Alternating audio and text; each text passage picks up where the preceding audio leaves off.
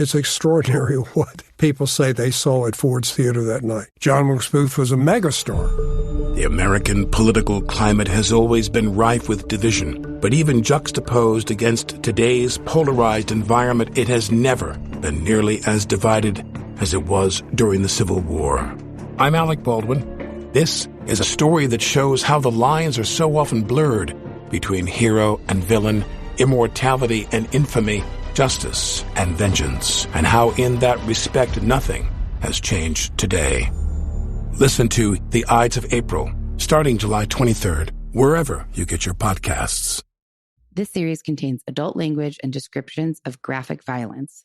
Listener discretion is advised.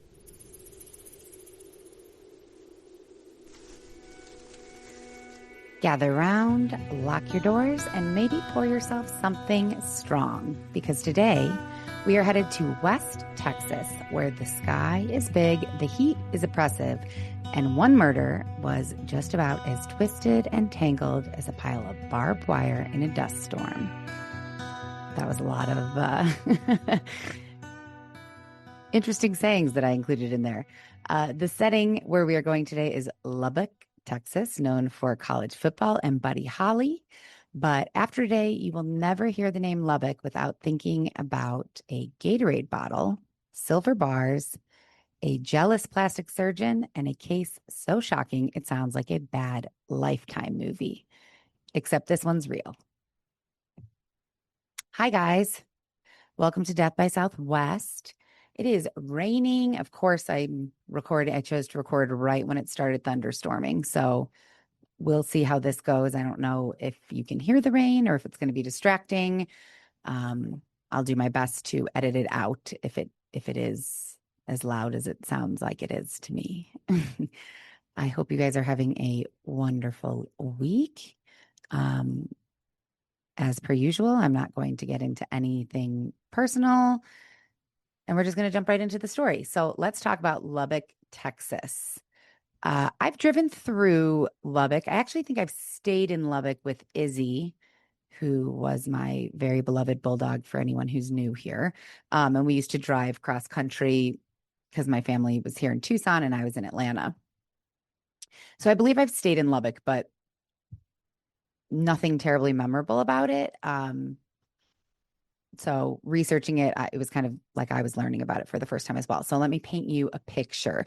Lubbock is not the place where you would expect like anything crazy, like a murder for hire plot to kind of unravel. Or, I mean, maybe it is, because it kind of has that like eerie, wide open feeling that makes you want to look twice at your neighbors a little bit and then perhaps lock your doors. It's set smack in the middle of the Texas High Plains, so it is flat. And when I say flat, I mean shockingly flat, like pancake flat. Like if your dog ran away, you could see where he went for like 3 days because it's just completely flat. You can see it forever. There's no mountains, no hills, just miles of sky and cotton fields. But do not let the empty horizon fool you. It is a very lively and bustling place to live, actually. The population is just over 260,000, and the vibe is somewhere between small town charm and I'm like spying on you through my blinds, suburban neighbor type energy. It's also a college town, home to Texas Tech University. So there's a steady stream of football fanatics and frat guys. And at the heart of the city, maybe in the opening, you heard me mention Buddy Holly, and that's at the heart of the city.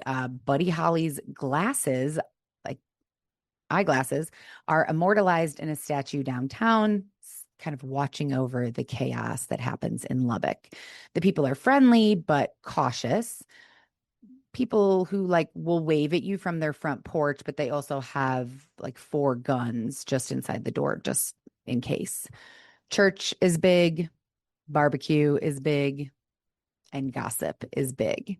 And when something goes wrong, like say a beloved doctor is found murdered, everyone knows about it within hours, if not minutes, because in Lubbock, The gossip grapevine often runs faster than the Wi-Fi. It's the kind of place where secrets definitely do not stay buried for long, even if they're 6 feet under the cotton fields. So, before we get into the bloodshed and betrayal of this episode, let's talk about the man at the center of it all. Because Dr. Joseph Sonnier wasn't just another name in a police report. He was a father, a grandfather, a doctor, a dancer, and someone who, by all accounts, didn't have a single enemy in the world, which makes what happened to him all the more disturbing. So Joseph Sonnier was born and raised in Shreveport, Louisiana, which, side note, I have been there once and I loved it. He was a Southern boy through and through, bright, curious, and very ambitious from a young age. He wasn't just smart. He was like that annoyingly smart kind of smart, the kind of guy who aced every single test without ever having to really open a book. He graduated summa cum laude. I never know how to pronounce those accolades from Louisiana State University in 1976. And then he powered through medical school at LSU's School of Medicine in Shreveport. After that, he completed his residency in pathology in Dallas, where he was chosen as chief resident because, like I said, he was very smart. Of course he was. He had the kind of career that most people spend their whole lives chasing. He became a partner at DPA Laboratories in Lubbock and later sold it to Ameripath, where he stayed on as medical director and chief pathologist at Covenant Medical Hospital. His colleagues constantly praised his brilliance, the way that he was a sharp dresser, and the intense integrity that he lived by. Patients and employees alike enjoyed and adored his warmth. He was a very warm, likable guy, and he seemed to always make time for everyone. Patients, friends, family, employees. Even if he didn't have the time, he made the time. And behind, but behind all of that professional success, his personal life had a little bit of heartbreak in it. So he'd married his high school sweetheart, Becky Gallegos. I really wanted to say that differently. When he was just 19, they had 2 sons, James and Joseph IV. Everyone called Joseph IV Dallas. And for a pretty long while, life was really good, stable. Some might even say picture perfect. They seemed to have the kind of marriage that you might refer to as like old fashioned, but in a good way. They were happy by everyone's accounts, and they were together for 27 years. And then, just like that, it was over. In 2001, Becky left Joseph for another man. After nearly 3 decades of marriage, the only woman he'd ever loved was suddenly gone, and Joseph was understandably completely crushed. Remember, they met at 19, so he'd never really dated anyone else. He'd only ever dated her. He built his entire world, life, family, everything around this woman. So when she left, he was understandably just kind of adrift in life, heartbroken, confused, and didn't really know who he was without her. But he didn't spiral, amazingly. He didn't turn bitter. He instead turned inward and then outward. Over the next decade, he poured himself into his work and his family and himself. And eventually, he found something that was pretty unexpected for him that he didn't think he would ever find again. And that was joy. Started with his grandkids. He was completely obsessed with them, Joseph the Fifth and Camilla. He flew out to see them whenever he could, bought them gifts. He was the kind of grandfather who would sit on the floor and make silly voices and play with them and have tea parties. He adored them, and he adored being a grandfather, and he was a good grandfather. And somewhere along the way of trying to rebuild his life over a decade, which sounds like a very long time, but after spending 3 decades with somebody and then being completely like blindsided and crushed by them, it seems reasonable to take a decade to kind of rebuild yourself back up. So, along the way, when he was rebuilding his life, he found joy in some unexpected places. He discovered a passion for ballroom dancing, not just salsa or swing. He did all of it, all different kinds of dancing. And he was apparently really, really good at it and became like a regular fixture at the local dance community or in the local dance community. And the ladies were lining up to dance with him, not just because he had great rhythm, but because he had this presence about him that he had his whole life and throughout, in his both his personal and career, kind of a quiet confidence and an elegant Southern charm. Wasn't just dancing that he found joy in life from again. He loved good wine, good food. I mean, who doesn't? And he started dabbling in perfumery. Yeah, you heard me right. Perfumery. Blending French essential oils into custom colognes, which he did in his laundry room, apparently, just for fun, which is interesting. He had money in the bank, a sprawling 5,600 square foot home with a wine cellar. He had enough tailored suits to make James Bond jealous. And more than that, he had a sense of peace after this kind of hard decade that he had. He had this calmness about him. Years of being heartbroken, he worked through it and he found happiness again just on his own. But unfortunately, his story was about to go from charming to chilling for the first of two times in this episode that we'll talk about. So this is the first time his kind of he already went through this heartbreak, but on July 12th, 2010, Becky, his high school sweetheart and ex-wife of a while now, the woman that he took nearly a decade to get over, was murdered by the man that she had left Joseph for. It happened in Amarillo, Texas.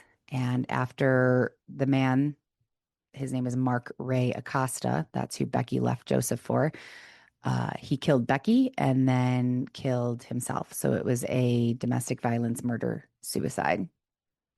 Joseph was understandably devastated.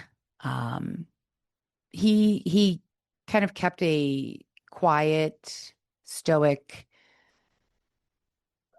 public-facing persona. Like he didn't lose it in the public. He really didn't make many comments. There wasn't a lot about how he felt about this, handled this, whatever. He dealt with this in his own way. Unfortunately for him and for the rest of his family, this would not be the only tragedy that the Sonniers had to face. So, our story today kind of starts with a no-show. That's it. Just a man who didn't come to work. But when that man is Dr. Joseph Sonnier, it isn't just like a skipped meeting or a missed alarm. It's a glaring red flag to the people who knew him best. It was July 11th, 2012 in Lubbock, Texas. It was hot, the kind of hot that made everything feel heavy. Your clothes, your shoes, your bones, even your thoughts. Everything just feels heavy in that like stifling heat. By 10 a.m. on July 11th, the city of Lubbock already had that kind of West Texas shimmer that, when the pavement it's so hot that it looks like the pavement is moving. The air is buzzing with cicadas, which always come out in the heat. And at Ameripath, the pathology lab where Joseph was medical director, Mary Lou Trevino was getting anxious because Joseph hadn't shown up. He hadn't called, and this was not normal, not at all like him. Like it was, look, I run late. I run late. It's a very rude habit, but I'm always late, a few minutes late usually. I really am trying to break that habit. But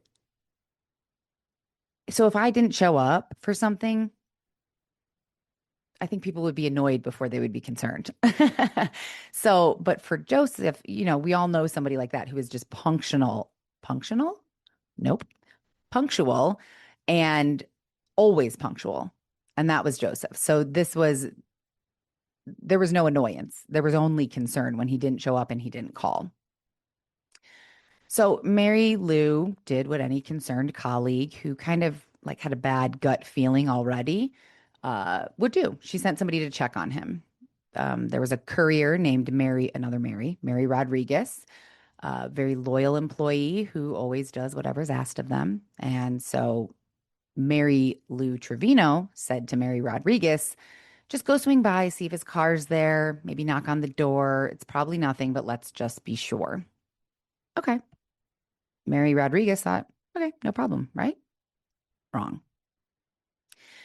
Mary arrived at Joseph's house, his gorgeous, sprawling home, and saw two familiar faces outside.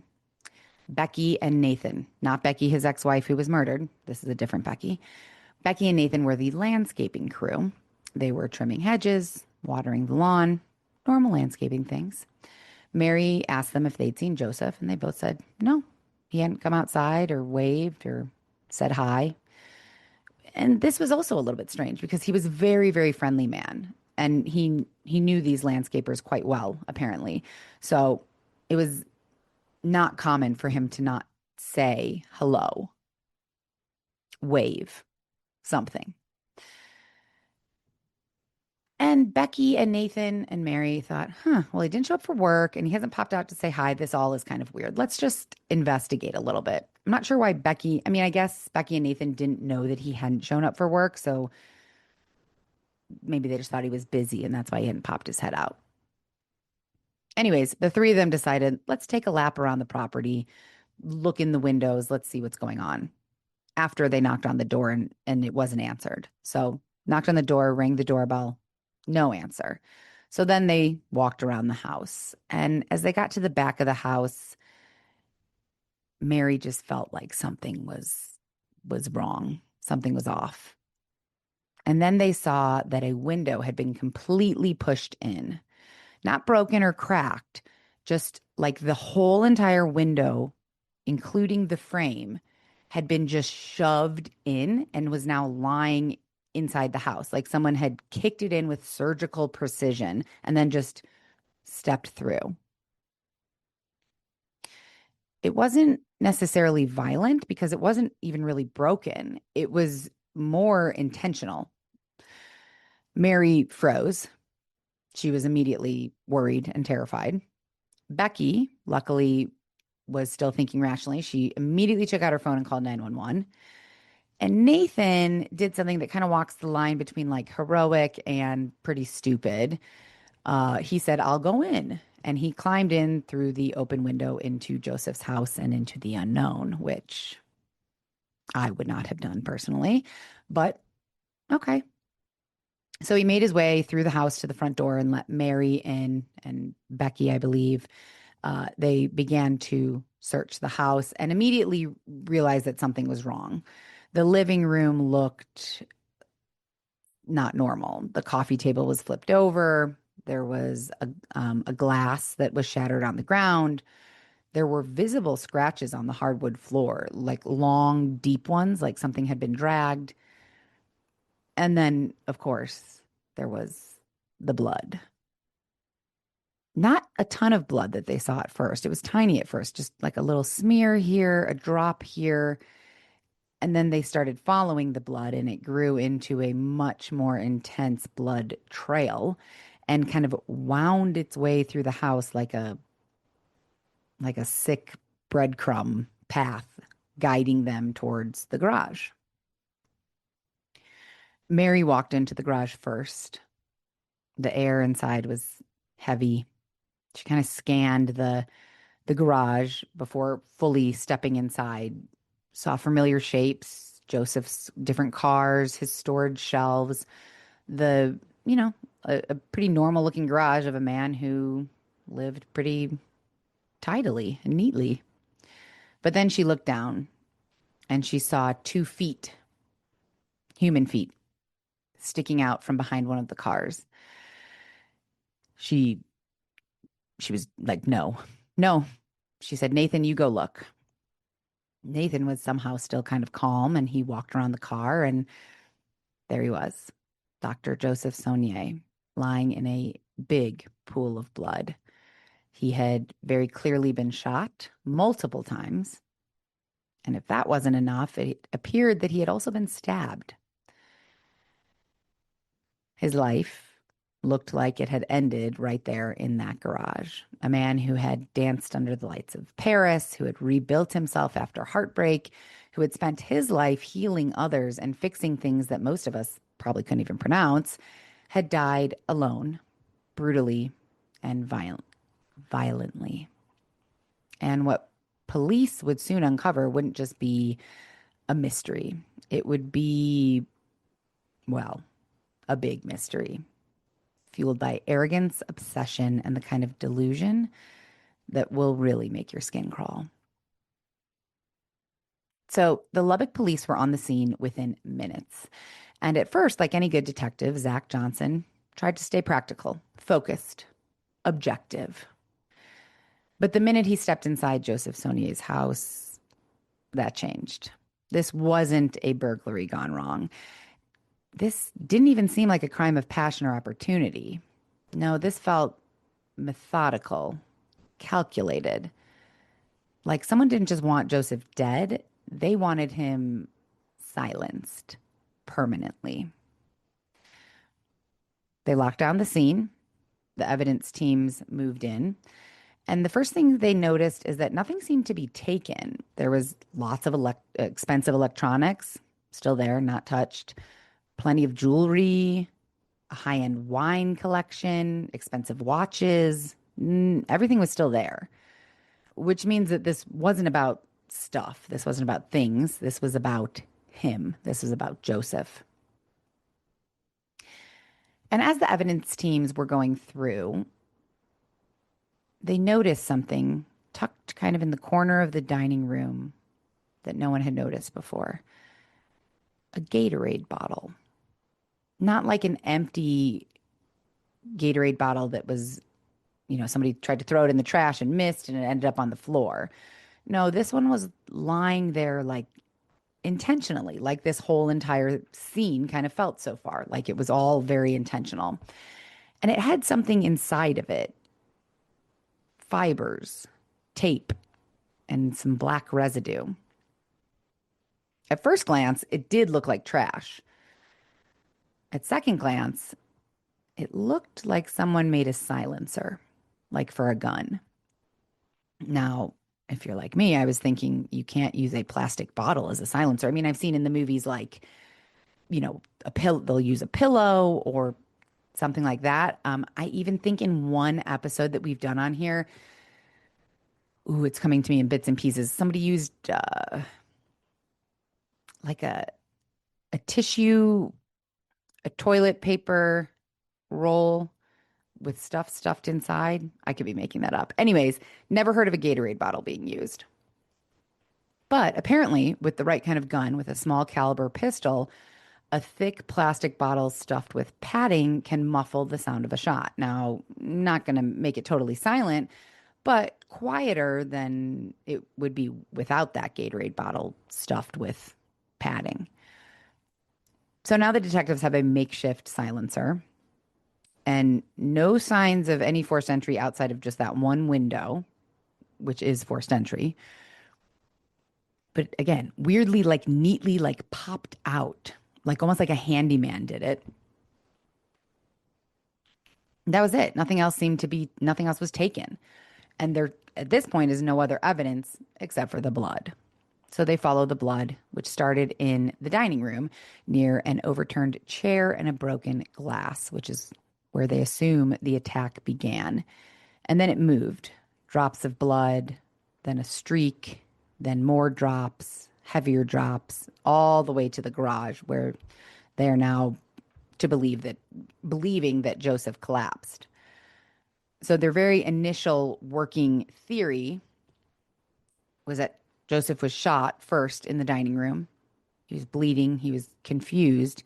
And so he made his way to the garage, maybe to try and get in one of his cars, maybe to go, maybe his to get his phone that was there.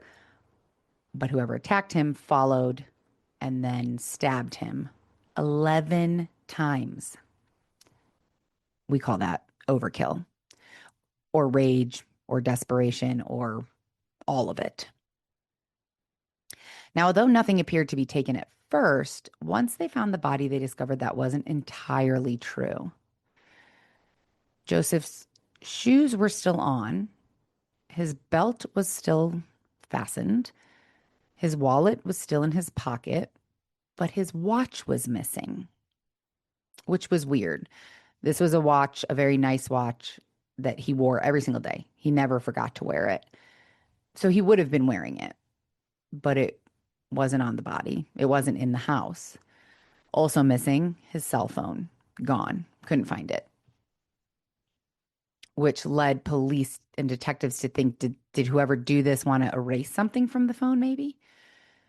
Because those are two odd things to take. There was plenty of other watches in the house, just as expensive, other jewelry, other items of extreme value. Why take the watch off of his body and his cell phone, and that's it, and nothing else? We don't know yet.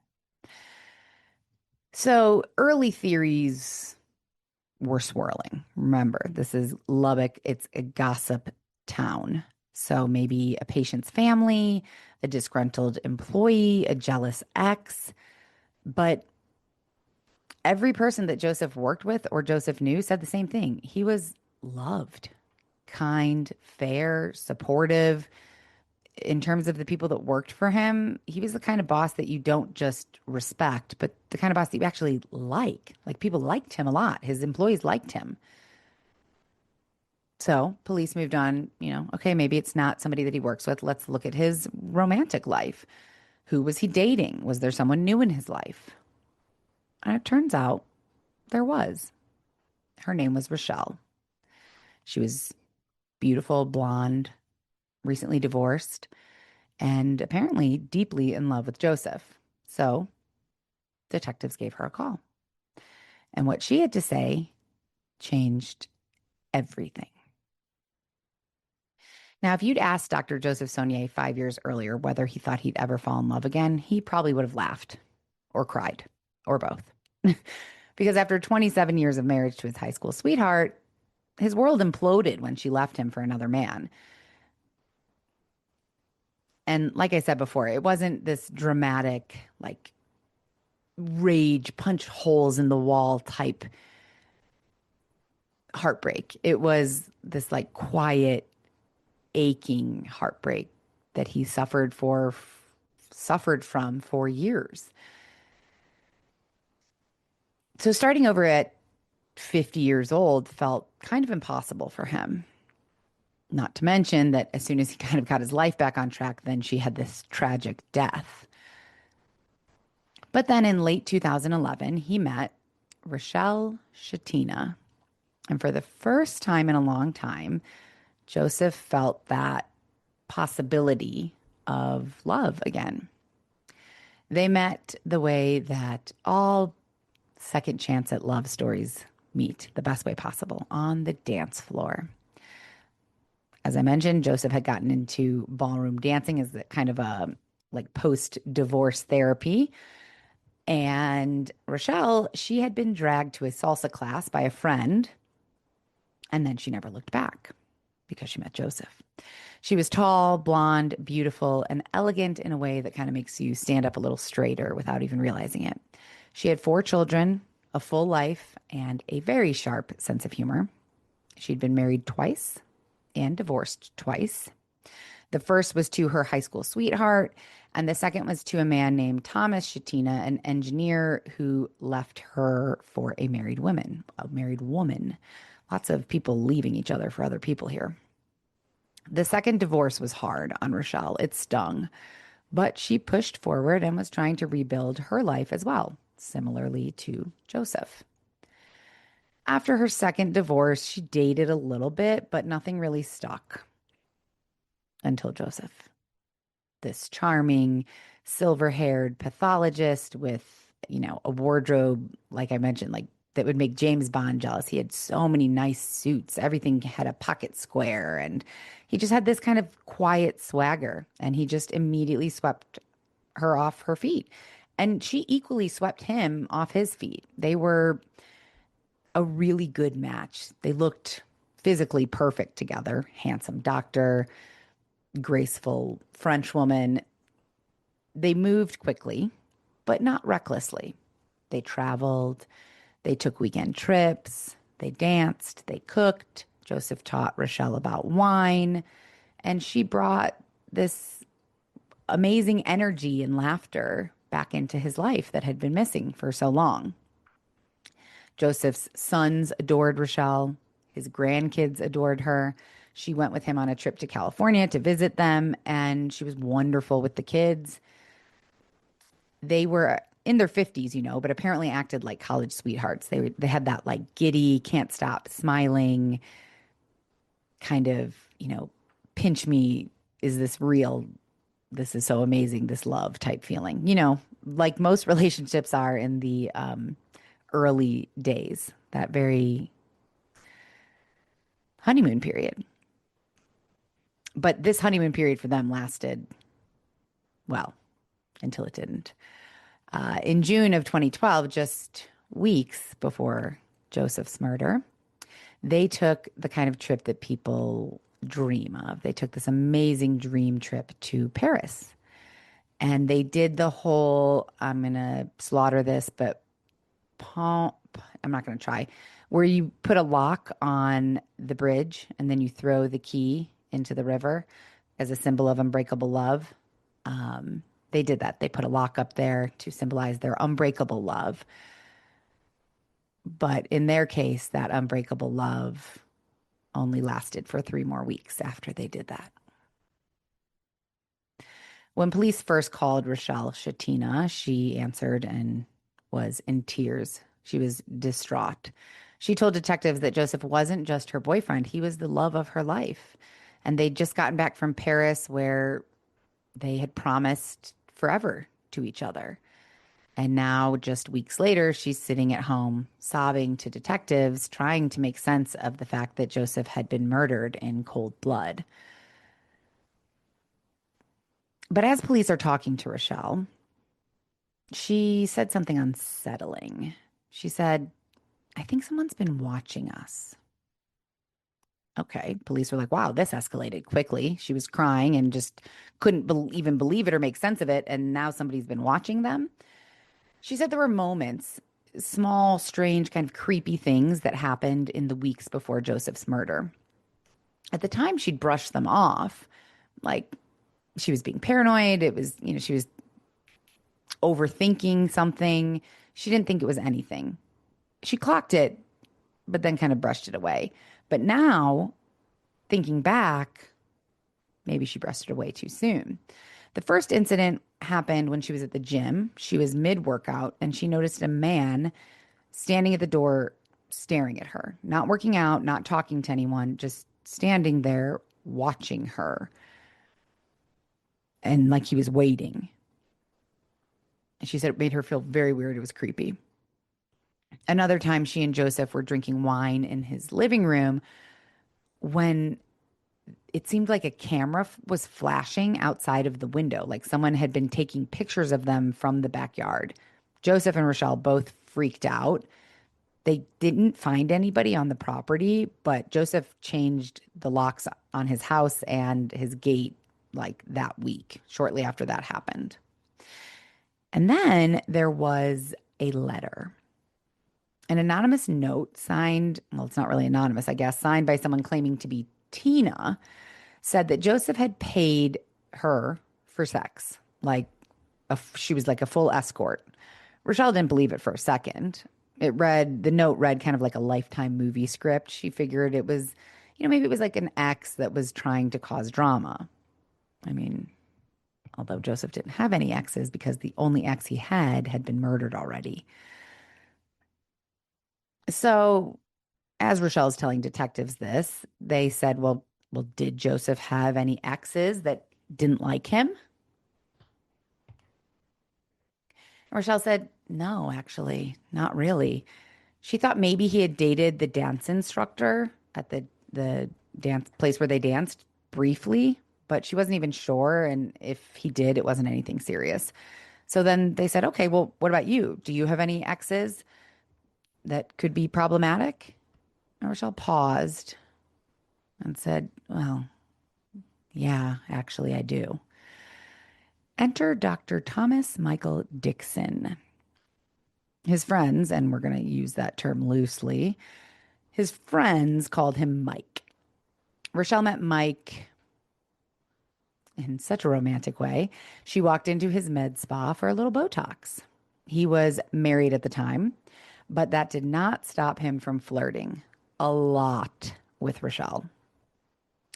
He began showing up at all of her appointments. So, like, he didn't need to, there were nurses and other people to administer her Botox, but he made sure that he was there every time she came in. He found her on Facebook and friended her. And as he saw her more and more when she would come into the office, he confessed to her that he was pretty unhappy in his marriage. And then, I know we'll all be shocked by this, he left his wife for Rochelle. He told Rochelle she was his angel, his salvation, his everything. She'd rescued him from a unhappy life. And Rochelle kind of fell for it. She fell pretty hard for Mike for a while. She also texted him things like, "You're my soulmate." They apparently were talking about starting a business together, combining his medical expertise and her infectious energy, apparently. So for a moment, Mike and Rochelle were hot and heavy. But, like all good midlife crises wrapped up in a potential medical malpractice situation, it didn't last. It didn't last. The cracks started to show pretty quickly. Mike's adult children did not like Rochelle at all, and they caused a lot of drama, apparently. And Mike started getting pretty possessive, jealous, and just kind of exhausting. Rochelle told him, "This just isn't working anymore. It's just too hard. I think we're done." She ended it. And then Joseph very quickly came along unexpectedly after Mike. After she broke up with Mike, she soon after met Joseph, charming, stable, emotionally available. And so she moved on. Mike Dixon did not. So Detective Johnson is taking this all in as Rochelle is telling him, and his cop sixth sense starts buzzing. So he said, "Rochelle, do you have any of these old texts from Mike?" And she did. And as they started going through the text messages from Mike, they realized that they were painting a picture of a man who was spiraling into obsession. The text messages said things like, "You broke my heart. I gave up everything for you. You tossed me aside like garbage. He's a rebound." Oh, and the tea of the month club text. That's not a metaphor. That's actual, we're talking about actual, a tea of the month subscription. So for her birthday, Mike had given Rochelle an annual delivery of exotic teas. Seems nice, I guess. But the problem was that Rochelle didn't drink tea, at all. She didn't like it. And she felt like this gift was pretty impersonal. Apparently, she said as much to him, and he thought she was very ungrateful for saying that. And when the relationship went south and she broke up with him, he told anyone who would listen that she lost it over the tea. That was what ended the relationship, because she had actually wanted a diamond ring. Rochelle says this never happened. All that she wanted was just a thoughtful gift for her birthday, something that showed that he'd been listening. Instead, she got peppermint oolong and a breakup narrative built on herbal bitterness. So, guys, take note. If your girlfriend, wife doesn't drink tea, maybe don't get her a tea subscription because nothing says I haven't listened to anything you've said for 6 months like a subscription to something she'll never use. So Rochelle swore to detectives that she had no idea that Mike was still this obsessed with her or this upset with her. She told police she assumed he'd moved on. And we don't know that he's obsessed with her. Like police are reading this and he's like, oh, this guy's not over you. And she said, oh, I think that it's just, he's just being dramatic. It's not a big deal. She said, I actually think he's dating like a 24-year-old medical student. Detectives weren't really convinced, though.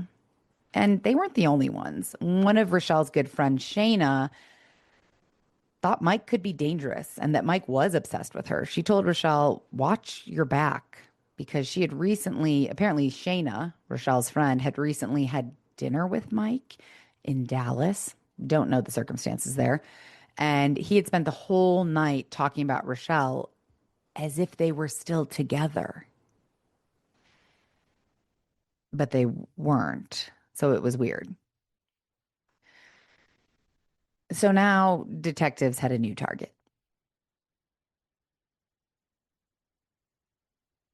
So Detective Zach Johnson, did not waste any time after he heard Rochelle's story that she thought she was being watched, the weird letter, the camera flashes, and the seemingly emotionally unstable ex-boyfriend. He jumped in his car. He made the 2-hour drive north to Amarillo, straight to the front door of Dr. Mike Dixon. It was late when he got there. The sun had long since dipped below the flat horizon, and it was dark, hot, and hazy, and that kind of feeling like suffocating, almost like you're holding your breath. It's hard to describe if you're not in the Southwest or haven't been in the heat of the Southwest. It's a different kind of heat. I know that that's so cliche to say, but it really is. However, Mike answered the door, even though it was late and hot and kind of weird feeling outside. Mike answered the door totally calmly, like too calmly. He had that kind of, a police officer shows up at your house late at night, knocking on your front door. I don't know. I think the best of us would be kind of like, huh, weird. But no, he acted like his money, his reputation, his status could protect him from anything, is how he seemed. Detective Johnson introduced himself, explained that he was investigating the homicide of Dr. Joseph Sonnier. And Mike, he blinked and paused and said, I don't know who that is. Really, Mike? Because like days ago, you were just texting Rochelle about her new rebound, complaining how she dumped you for that guy. Mike knew exactly who Joseph was, but sure, okay, let's pretend he didn't. Detective Johnson was like, sure, I'll play along with you. He kept the conversation rolling. He asked Mike if he had had any contact with Rochelle recently, and Mike insisted that he hadn't spoken to her in months. Again, not true. And Rochelle had the text to prove it. Then Detective Johnson asked him about the relationship with Rochelle and how it ended and why. Mike said this, that Mike said that he had broken things off with Rochelle because she went ballistic over a birthday gift. Yes, the tea of the month subscription. Rochelle obviously had already told detectives this wasn't true. She didn't expect a ring. She wasn't pushing for marriage. She just thought the gift sucked. And I mean, it kind of did. But Mike's version painted her as this like materialistic, overdramatic gold digger. Rochelle's version, she ended things with Mike because he was emotionally unstable and couldn't handle rejection. So who's lying here? Who do we think? Mike. So then came Detective Johnson's next big question. Where were you the night of the murder? Mike said he'd been out at a sushi restaurant with his new girlfriend, the 24-year-old medical student, a hot young alibi, and one that frustratingly checked out. completely. He was at dinner that night. He had the receipts, and so did his date. So technically, Mike Dixon couldn't have actually pulled the trigger. But Detective Johnson just had this gut feeling about Mike Dixon, and he just was not ready to let this guy go. He felt pretty certain that Mike had something to do with this, even if he didn't kill Joseph himself. The obsession, the stuff that Rochelle had been dealing with, the stalking, the letter, the bitter texts, it all pointed to a man that just couldn't let go. So what now? Well, there were no fingerprints found at the scene, no eyewitnesses. They didn't find a murder weapon. The trail was getting pretty chilly until 4 days later, when a man called the Lubbock crime line with a story so bizarre and so specific and so damning that it potentially had the ability to crack this case wide open. The caller's name was Paul Reynolds, and he was calling about a man named Dave Shepard. Hopefully, I haven't lost you guys. There's a lot of characters in here. So, Paul Reynolds, 4 days later after Joseph was discovered, called the crime line in Lubbock.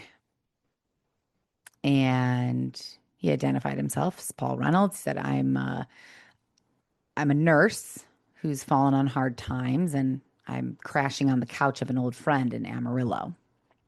That friend is Dave Shepard. Now, describing Dave is a little bit like describing a human wrecking ball wrapped in cowboy clothing. Dave was 6'5", 380 pounds, divorced, unemployed, and known around Amarillo as Big Dave. And that's not just a nickname, that was his entire persona. Big Dave had a criminal record for burglary and embezzlement. He had a trail of failed business ventures, including a hot tub business that didn't work out. And he had a habit of inflating his resume to like cartoonish levels. He claimed to be a former private investigator, a deputy sheriff. He even claimed that he was special forces military. He was none of those things. He was, however, spiraling. Paul told detectives that in the days following Joseph Sonnier's murder, Big Dave had been acting completely unhinged. He'd attempted suicide twice, was drinking very heavily, and kept muttering cryptic things about a doctor in Lubbock. And finally, one night, Big Dave cracked. He told Paul, through tears and rage, that he had killed a doctor, that it was a hit job arranged by another doctor friend in exchange for money. And not just cash. No. Big Dave said he was paid in silver bars. Yeah. Someone paid this disaster of a human silver, like bricks of silver, like we're in the Oregon Trail or something, to kill Joseph Sonnier. At first, Paul was like, okay, buddy, sure. Yeah, right. He thought this was just drunken nonsense, that Dave must have read the article about Joseph's murder and just, he was not doing well. He was spiraling. He was drinking a lot. But then Paul did a little Googling. And there it was. The actual story of Dr. Joseph Sonnier's murder in Lubbock, shot and stabbed in his home, just like Big Dave said. So Paul did what any sane, respectable human would do. He picked up the phone and he called the police. Detective Johnson, with now a shiny new lead to investigate, he obviously zeroed in on Big Dave Shepard. And what he found was a walking, talking liability. But let's learn a little bit more about Dave first. So Big Dave was a single father of 3 girls. He was an Army veteran, just not like the special forces like he would lie about sometimes. And he was a serial job hopper. One month he was managing a Domino's. The next he was trying to launch hot tubs to go out of a trailer. At one point, he embezzled nearly $30,000 from a construction company, which actually only got him 10 years probation. And by 2010, he was broke, aimless, and bitter. And it was around that time that he struck up a real friendship with none other than Dr. Mike Dixon. The two had met years earlier at a cigar shop. And back then, when they had met, they were like casual acquaintances who shared a love of overpriced cigars and complaining about their wives. But by 2010, both Big Dave and Dr. Mike Dixon were divorced and pretty miserable. So they kind of trauma bonded. And when Mike started ranting about his ex-girlfriend Rochelle, how she dumped him, humiliated him, and replaced him with another rich doctor, Big Dave offered a solution. He said, "Do you want her back? Because I could help."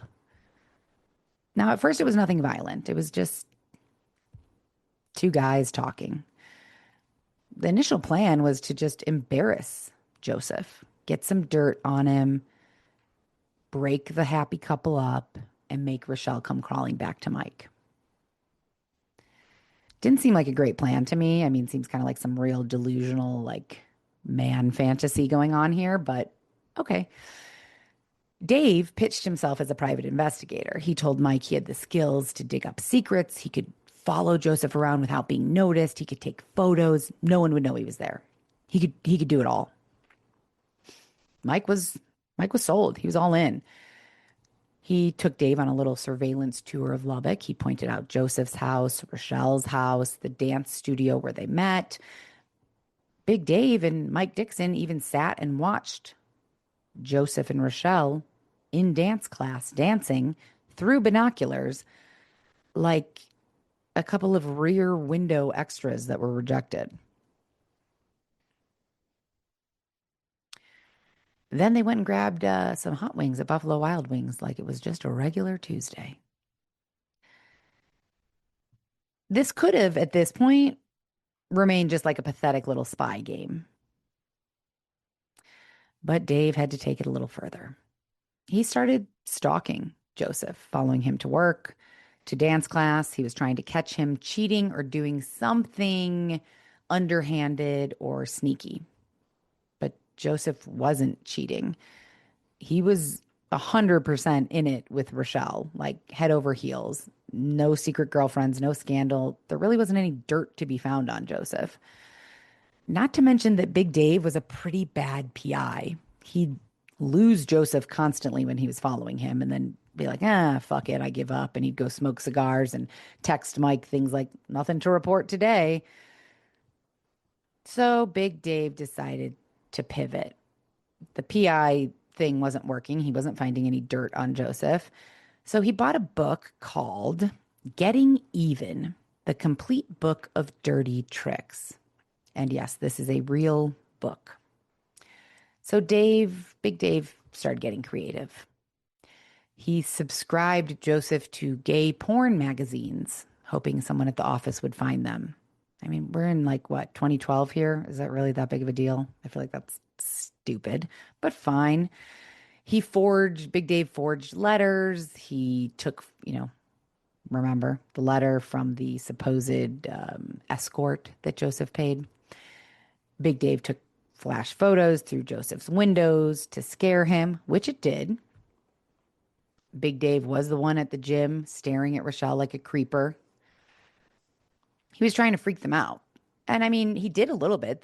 Joseph changed the locks, whatnot, but like, where was he going with all this? There was no end game here. So Mike and Dave started talking about Plan B. The texts between them, which were recovered later, obviously, weren't texts of like two very smart men being subtle about some kind of plan that they were hatching. These were stupid things to be texting each other. Like, "Did you give Plan B any thought? Absolutely. Haven't stopped thinking. Good possibility. Stay close. Okay, go get him. Get her done. That was an actual text. I did not make that up. Mike Dixon literally texted get GIT, get her done. Get her done about murdering someone. About murdering someone. I feel like Larry the Cable Guy might not like that, but so as Joseph and Rochelle flew off to Paris for Rochelle's 50th birthday, Mike Dixon panicked. He was convinced that Joseph was going to propose and then he would lose Rochelle forever. So when Joseph and Rochelle get back from Paris, Mike's texts are to Big Dave are getting urgent, desperate. And on July 10th, Big Dave drove to Lubbock. It's July 10th, 2012, and Big Dave is driving the nearly 2 hours from Amarillo to Lubbock, thinking that he is a man with a plan. He has a gun, a knife, a pair of gloves, and a Gatorade bottle that he has modified into a makeshift silencer. Because, you know, nothing says criminal genius like a murder kit made from convenience store garbage. Big Dave did not text Mike that day, though, not at least that we know of.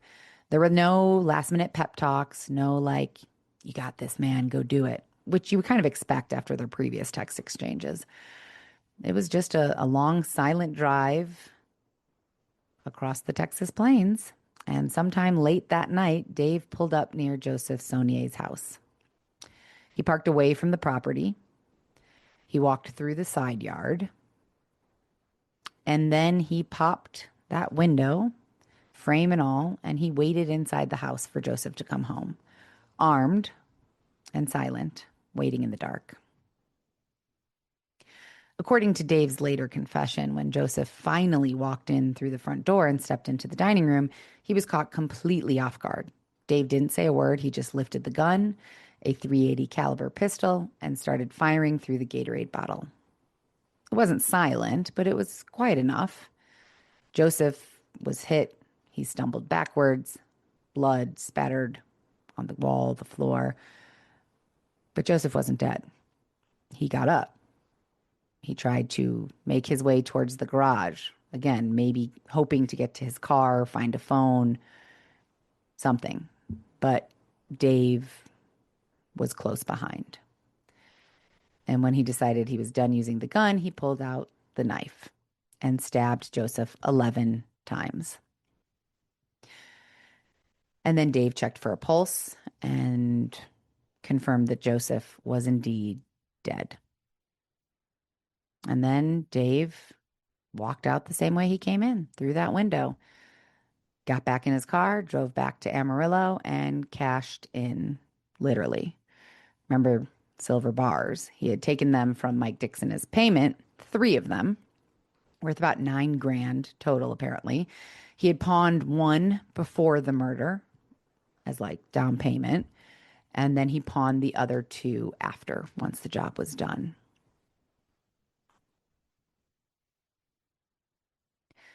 Seemed like the plan had worked. Joseph was dead. Rochelle was devastated. And Mike Dixon was seemingly the innocent ex, just, sipping his green tea with his 24-year-old alibi, acting like he hadn't just outsourced a murder. And by mid-July to end of July, things were looking bleak for investigators. Yes, Detective Johnson had a strong feeling that Mike Dixon was involved. And yes, Dave Shepard, Big Dave, was sketchy as hell. But gut feelings don't win court cases. And at this point, there's really no physical evidence tying either of them directly to the murder scene until, of course, Paul Reynolds' tip comes in with Big Dave. Because now they have a name that is connected to Mike. So now they're going to build their case off this. That was a little confusing how I explained that. Sorry. So on July 16th, police arrested Dave Shepard and Mike Dixon, slapped both of them with $10 million bond. It was bold and aggressive, but police wanted to make a statement and keep the men from disappearing. Here's the problem. All the circumstantial evidence is pretty damning. The obsessive texts, the silver bars, the connection between Mike and Dave. But none of it proved that Mike had ordered this hit. They did have the Gatorade bottle, yes, and it eventually did come back with Dave Shepard's DNA on it. The gun, the .380 pistol, it was found in a lake behind Mike Dixon's office. And it just so happened to be registered to Mike's brother. Which, I mean, I'm learning about this story, researching this. And in my head, I'm like, this is so obvious. Like, duh. If this was a movie, I'd be like, no, rewrite it. This is too obvious.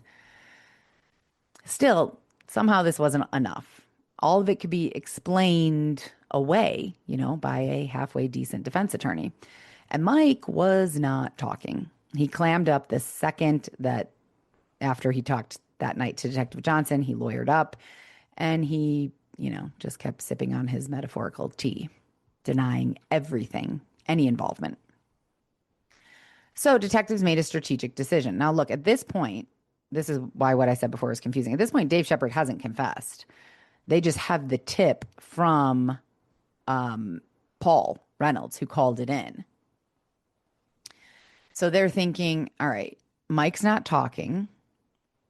Maybe Big Dave will. So they sat him down and they made a deal. If he told them everything, gave them the full story, and if he agreed to testify against Mike Dixon, they would take the death penalty off the table. And, look, we're in Texas, where lethal injection is practically part of the penal code. So this was a big bargaining chip. So finally, it took a while, but in October of 2012, Dave Shepard finally confessed. And the story that he told them was kind of what they had imagined, like what they had put together from Paul Reynolds' tip combined with the Gatorade bottle and, everything they'd found. According to Dave, it started as a favor to his friend Mike. The original idea was just to dig up dirt on Joseph, embarrass him, and ruin his relationship. But when Joseph turned out to be squeaky clean, Mike started pushing for something more. Dave said Mike wanted Joseph hurt. He wanted him out of the way. Dave said that he even asked Mike point blank, "Are you sure you want him dead?" And Mike replied, "Doesn't bother me." So Dave, put on his little PI hat, started following Joseph, taking photos, bought that stupid Getting Even book, subscribed Joseph to gay porn. And when all this childish sabotage failed, he did what he thought Mike wanted. He snuck into Joseph's house, shot him, stabbed him, left him dead in the garage, and took his silver bar blood money home. His confession was detailed, corroborated by evidence, and made perfect sense. It fit everything that the police had, all the circumstantial evidence, all of their theories. It all worked together perfectly. He even led police to where he had the silver bars that he hadn't pawned yet, which was physical proof that matched Mike Dixon's financial records. So this was it. They were like, we got it. We have our hitman. We have the mastermind behind it. This is a slam dunk case. Or so they thought. Because when the case went to trial in 2014 and Shepard took the stand to testify against Dixon, something happened that unfortunately nobody saw coming. He recanted everything. Straight-faced, under oath, in front of everyone, he looked at the jury and said, Mike Dixon had nothing to do with it. I acted alone. What? Prosecutors were stunned. Rochelle and Joseph's sons were devastated. Joseph's sons were devastated. Rochelle was devastated. And Shepard's own daughters, Big Dave's, remember daughters? He has 3 daughters. They were in the courtroom that day supporting Joseph's family. So they weren't there for their dad, the murderer. They were there for the victim, for Joseph's family. They broke down crying as soon as Big Dave recanted. After this, they visited Big Dave in prison and they confronted him. His own daughters called him a monster, told him that he'd betrayed them and every ounce of truth that they thought that he had left, like any ability to be a good man that he had left, it was now gone. They were hoping to convince him to like recant his recanting. But Big Dave didn't budge. And with his testimony pretty much destroyed, the jury couldn't agree on a verdict. The case deadlocked, and Mike Dixon walked out of the courtroom smiling as a free man. But hold on, story doesn't end there because the prosecution was not done yet. After the first trial collapsed into a mistrial and Mike Dixon walked out of the court like a man reborn, smug, Botox smooth smile on his face after feeling like he dodged a murder charge, which, I mean, technically he did at this point. He believed that his money, his charm, his alibi, he thought he never thought he was getting caught. And he didn't. In the moment, it looked like he was right. Prosecutors were like, no fucking way. They understood that obviously Dave Shepard recanting had sabotaged the first case, but they also knew something else now. They didn't need Big Dave. Not anymore. Because while they still had all the things they had in the first trial, the silver bars, which tracked back to Mike Dixon, the murder weapon found in the lake registered to Mike Dixon's brother, the Gatorade bottle with Big Dave's DNA, a ton of weird, creepy texts, nothing that was, nothing said specifically, yes, go kill him, but it was implied. And then, of course, Dave Shepard's confession that included details only the killer would know, even though Dave has not recanted that. So they still had all of this, which they had in the first trial. But now they had another weapon in their arsenal. And her name was Haley Shepard, Big Dave's daughter. And at first in my head, I was like, when I was learning about this, I thought, is that really going to be enough? Like, what's she going to bring to the case? Why wasn't the evidence enough in the first trial, even if Dave recanted? And, I came to understand that because Dave recanting completely destroyed the entire narrative. They had built their case around Mike being the mastermind. And now their star witness, who was going to corroborate that, had taken all the blame, which made all the evidence look even more circumstantial. The gun, sure, it was registered to Mike's brother, but like it could have been stolen. Big Dave could have taken it.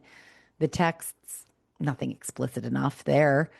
The confession, it could have been given under duress, and now it's been recanted. So without Dave backing up the story, the jury just didn't have enough in that first trial. But at trial 2, Dave didn't testify, but his daughter Haley did. And that changed everything. Haley took the stand and told the jury something simple, but devastating to the case. That after the murder, her dad had money. And that was weird. Really weird.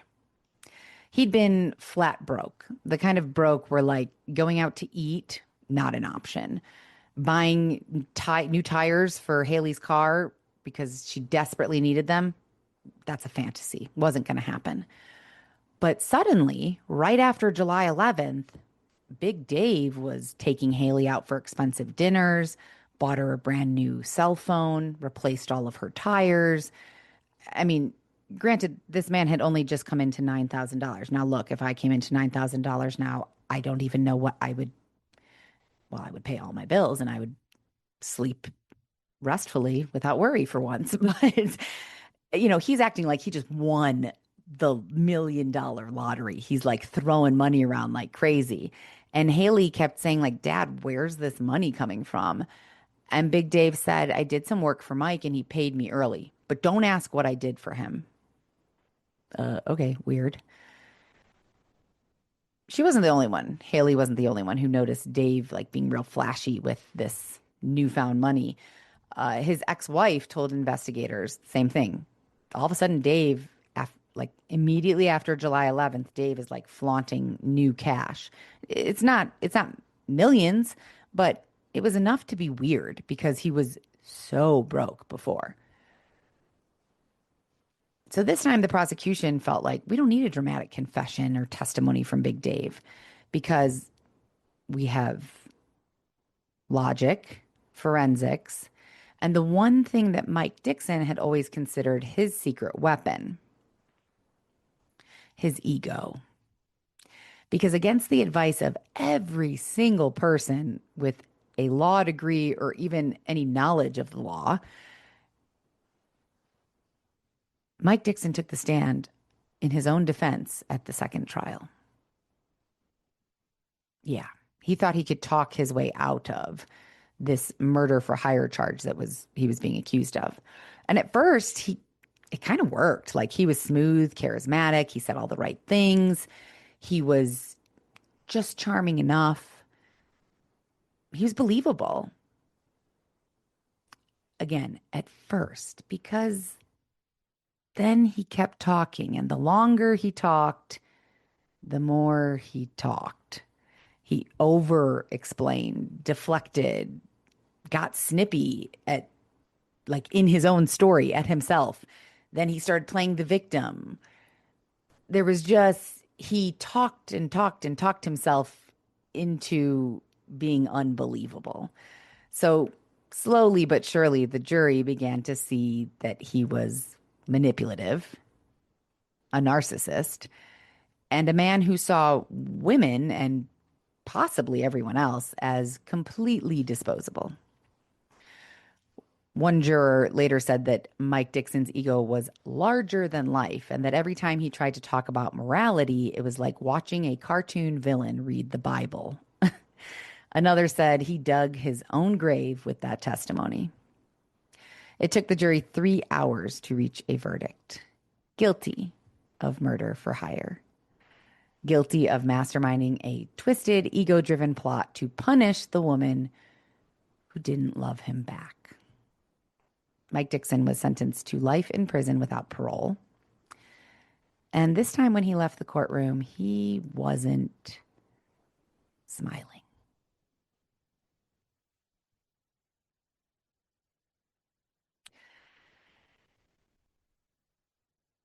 But just when Joseph's family thought it was finally over, just when they were able to take a deep breath and believe that justice had finally been served, the rug got ripped out from under them. Again.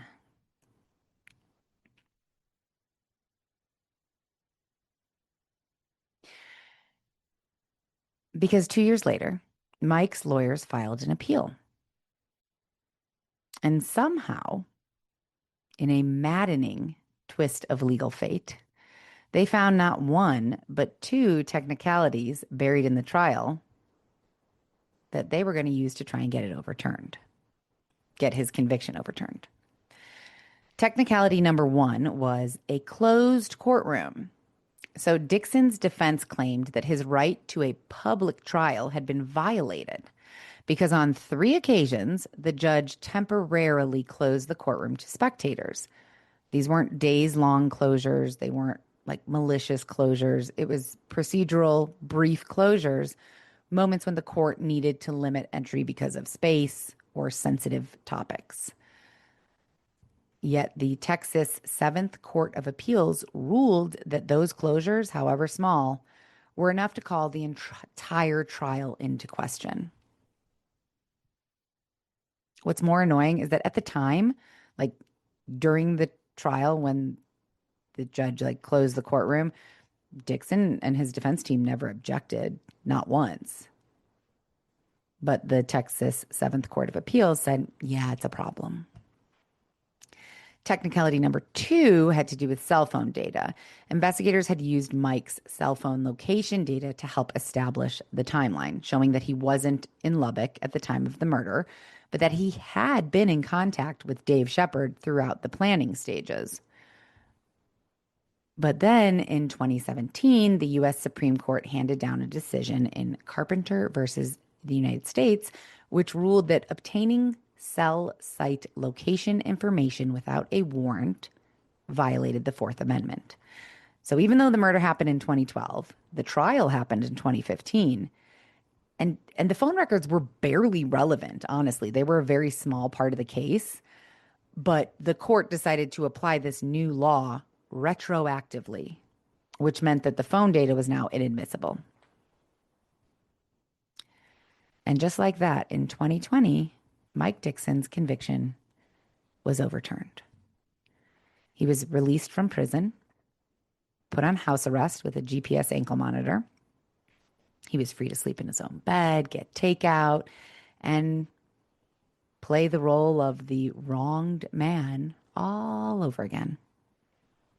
Obviously, for Joseph's family, for Rochelle, this was gut-wrenching. They'd sat through 2 trials, years of appeals, and now they were waiting again now for a 3rd trial. Like, unbelievable. Luckily, the Texas Attorney General's office took over the appeal, and they said, cell phone data? Yeah, not really central to the conviction. The courtroom closures? Dixon never objected. You can't raise an issue on appeal that you didn't even complain about at the time. So, finally, in 2022, the Texas Court of Criminal Appeals agreed.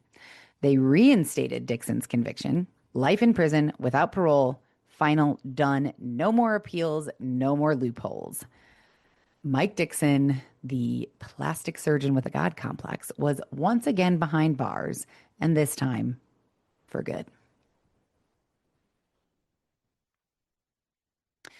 When the final gavel dropped and Mike Dixon's life sentence was reinstated, there was no applause in the courtroom. It was just like a heavy collective sigh of exhausted relief.